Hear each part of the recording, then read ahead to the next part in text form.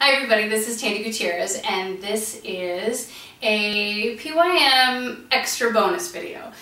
So we're sharing this with our friends over Prettyography and it will be on my YouTube channel. But this is a little bit extra stuff. So it's not one of our Tip Tuesday vids and it's not something that goes into the archives at pimpyourmat.com into your workouts, but this is stuff that people really want to know, so we're going to shoot the content for you. If you work at a desk and you're there a lot, how do you keep your body as healthy as possible? Because at this point, you know, I hope we know that sitting just kind of kills a body. Gravity, everything pulls down, we get lazy, and it pooches stuff, and it stretches things, and it compresses. So if you're in a chair type situation at your desk, what do you want it to look like? The goal is to have your arms, when you bend at the elbow, if they lay on your desk, you want your elbows in line with the desk top. So you can adjust your chair up or down. Like if you're way too far up here or if you're way down here, this is the goal, okay? If you have one of the ergonomic keyboards, great, because that's happier on your wrists. You also want your screen to be level. So really, if I was honest, I'd put it on a little stack of books and bring it up a bit. Okay, so you don't want to have to look down at it and you don't want to have to crane your neck away from it. You want to have things level. By bringing this down, it's going to kick into your neck and cause neck or shoulder or low back issues. And if it's kind of off to the side, you know, well then you create imbalances in the body. So that is the basic of it, of having your chair at the proper height to get your wrists in alignment with the things that you use and to have your screen to your computer at eye level, essentially. So a lot of you have asked about the ball, like, can I get rid of my chair? If you can get rid of your chair at the office and get a ball, this can be helpful. I don't think it's the absolute end-all be-all of answers. But yes, you are going to use your core here, but you want a ball that's the proper size. This ball is actually too small for me, okay? So with the ball, I'm going to turn to the side. You want to sit on it and have your booty, your hip bones level with your knees. This one's too low. So if I put some more air in it, I'd be up here and that'd be cool, but am I then level with my desk? I'm not. Then I get into this inverted position and that's no good. The other thing that can go wrong with the balls is that as you sit on it, because you get tired and you're not constantly using your core to keep you in alignment and having things stacked hip, rib, shoulder, we tend to do this. And then your booty flares out, your belly and your core is spilling and stretching, and everything's compressing in your low back. So here you are trying to do something really good for your posture and for your core, and it can kind of send you into the opposite space for a little while. So I prefer the chair, and then I'm going to show you some other things you can do without the chair. So kind of a Pilates anywhere kind of thing. So if you sit in your chair with both feet on the ground, feet and knees level, you're going to inhale to scoop up your belly button up underneath the rib cage. Exhale, just try to keep it there. This is your Pilates core contraction. Inhale to scoop that belly button up underneath the ribs. Exhale to keep it there. You can do this anywhere, anytime. Inhale to scoop up the abdominals. Exhale to pull everything away from your clothes. Inhale to pull everything away. Exhale to pull everything away. Practice keeping your shoulders down away from your ears. So here you are doing Pilates core contraction seated at your desk. The second thing you can do at your desk that nobody will ever know is you can do a Kegel contraction. So a Kegel squeeze is the bottom of your pelvic floor. It's basically the muscles you use when you want to stop peeing. Okay, so we're all friends here. It gets very real. Okay, so you're going to inhale to squeeze all those muscles, lift them up. Then maybe that helps you carry your belly button up underneath the rib cage and hold it there.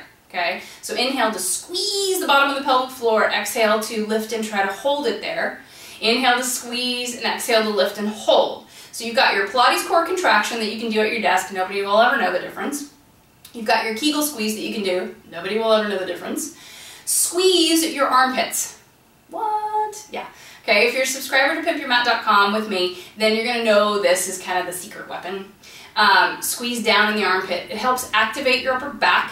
It helps stabilize the shoulder girdle. And basically it's all the stuff that we forget to do, but can really create a lot of strength, ton of strength, and results in the arm. So inhale just to squeeze those armpits and exhale down. You want to feel like you squeeze down towards the ground. And if you're like, I don't know if I'm squeezing or not, put your hand under there. If you can feel it flex on, then you're squeezing and then it's activating, okay? So you can do those as much as you like. The other piece that goes along with that is squeeze your shoulder blades together and hold, and then release. And then squeeze your shoulders together and hold, and release. And squeeze your shoulders together and release. So any of those you can do anywhere, anytime. Those will be strength building exercises. Then, what about, oh, things get so tight because I'm at my desk, right? So here's a yoga strap. It literally fits in my desk drawer. You can use one of these or you can use a resistance band. It just coils up, it's teeny, teeny, tiny. You can pop that out of your desk at any point and do shoulder flossing, okay? So the goal of shoulder flossing is to try to keep the arms as straight as possible, okay, as they go forward and back. You can take them as wide as you need to. And doing this like 10 times a day will totally change the life and the health of your shoulders, your upper back, and your neck, okay? So that's one that I think everybody should do every day. The other one is pranic bath. Pinkies together, over the head. This one you look a little sillier, so it may depend on where your office desk is, but I'll turn around so you can see. You're gonna go over the head, you're gonna flip the palms, you're gonna press out, and you're gonna reach back. This is Jill Miller's work from Yoga Tune-Up. It's not mine. I share it with the world because it's brilliant, okay? So you go up and over, and it just kind of cleanses through the upper back and the shoulders. You don't have to keep the arms together. You keep them as close as you can as you go, okay? So from here, other stuff that can release. Arms are going to go out to the sides. Spread the fingertips as wide as you can. Squeeze down in the armpit. Inhale to lift up in the belly. Exhale to knit through the ribs. And just do little rotations here. 10, 9. Do not take your shoulder with you. That's no good. You're just rotating the arm bone inside the socket. You may hear some music. That'll go away as you do these more often. Last one. Hold here. Turn the thumbs as far back as you can. Squeeze the belly button up underneath the rib cage. Then pulse your arms back behind you. It'll open up your chest and your collarbone. 10, 9, 8, 7, 6, 5, 4, 3, 2, 1, and release. Keeping the feet on the floor. You can bring the knees together or not. And then you can do a simple seated twist. You can use the back of the chair to help anchor you. Now this is a swivelly chair, so it's a little harder in this one, okay? But if you're seated at your desk, you can literally use the top and the back to rotate. Think tall, think regal, lean forward. Okay, rotation is huge for the health of your spine and your body. Kind of oxygenates and gets more blood flowing, and it's a really good bang for the buck. And how often are you really rotating in your daily life? And then come back, okay? Next, figure 4. Take one ankle over the other knee, let that knee fall open wherever it will. This alone could be a stretch for your body. If it's not, I have been known to be typing in my office doing this. Na, na, na, na, so that you get the lean forward and the opening through the back of the hip. If you need to take a full-on break, then you're going to the other side and you can go this way or maybe even hang out here, okay? So whatever amount of time you have to do these, like even 5 seconds is better than nothing. Make sure you're doing the same amount of time on the other side. So here's really where it comes into play, like what's the healthiest way to be at your desk without a desk and without a chair. So if you have the capacity to set up a standing desk, that's going to be your best bet. All of these great treadmill desks, fantastic. I don't have one, right? So it's on my wish list too.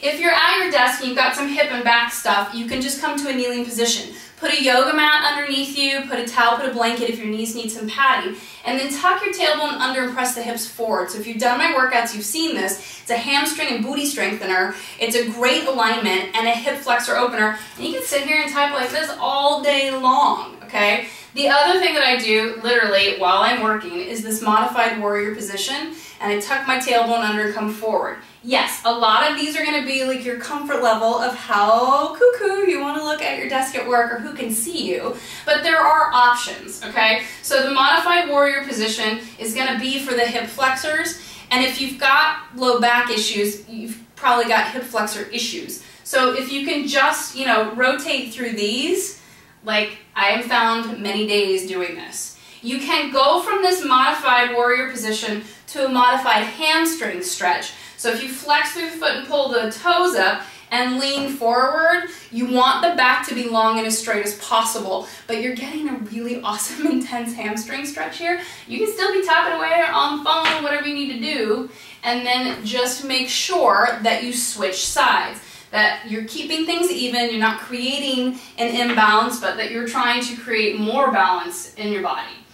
If you have a private space or nobody cares what you're doing, you can come up and also do a down dog, a modified down dog position. And again, you're going to get that length. You're going to lean back through the heels and the hamstrings, and you can still be working away. Not fantastic on the neck, but awesome for the hamstrings and overall bang for the buck.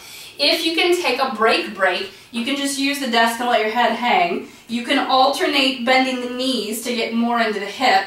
And then if you want to look a little crazy like I like to do, you can round for the stretch or grab onto the side and round, tuck the tailbone, squeeze the glutes, and look under the armpit, or you can hang and pull. So this is a great QL stretch, low back stuff.